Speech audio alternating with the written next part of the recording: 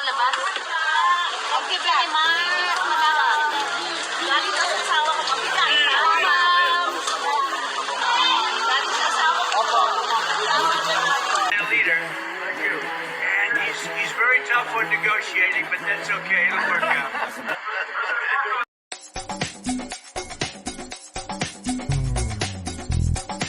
Showbiz Kachika TV.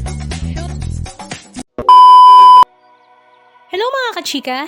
Last 3 days nga, July 20, 2025 ay lumipad nga papuntang Amerika ang ating Pangulo Bongbong Marcos para nga personal na makapanayam ang presidente nga ng Amerika na si President Donald Trump. Si PBBM or Pangulong Bongbong Marcos nga ang pinakaunang ASEAN leader na inimbitahan ni President Donald Trump sa kanyang White House simula nga nang siya ay umupo bilang Pangulo ng Amerika. Naging maayos naman ang kanilang unang pagkikita at pag-uusap at nagkaroon nga din ng pagkakataon na mapag-usapan nga nila ang taripa at trade ng Amerika at ng Pilipinas. Pero kahit nga nasa Amerika si PBBM ay nasa isip pa rin nga niya ang kanyang bansang Pilipinas dahil nga alam niya kung gaano karaming bagyo na ang dumaan simula nang umalis nga siya ng bansa. Pero ganun pa man ay ibinili naman daw nga niya sa kanyang mga tauhan ang dapat gawin at ang mga relief goods na dapat ipamigay.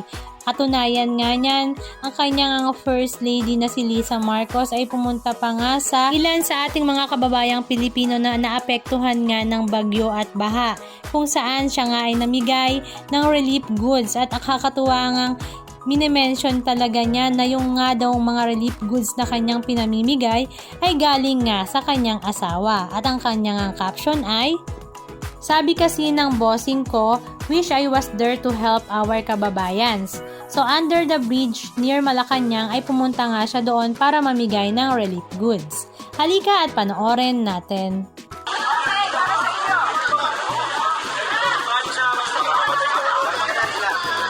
Yan ang makakalabas. Thank you very much. Galing sa asawa ko. Mabigat. Galing sa asawa ko. Ingat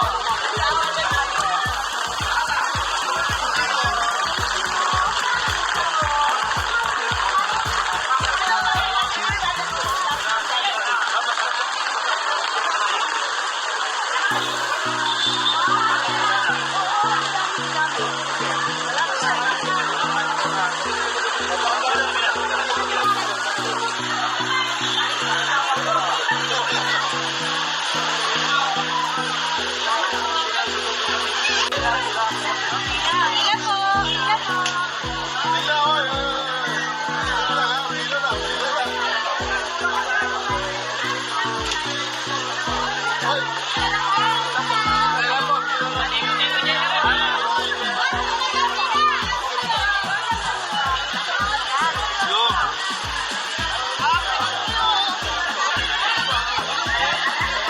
Philippines, a great family legacy, and highly respected in this country. I know that because I have many friends in the Philippines.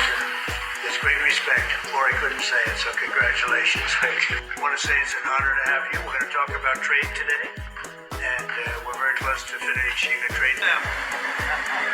And we respect their leader greatly. This is their leader. Thank you. And he's very tough on negotiating, but that's okay. It'll work out. Anong masasabi nyo mga kachika? Just comment down below. And please don't forget to subscribe. Thank you!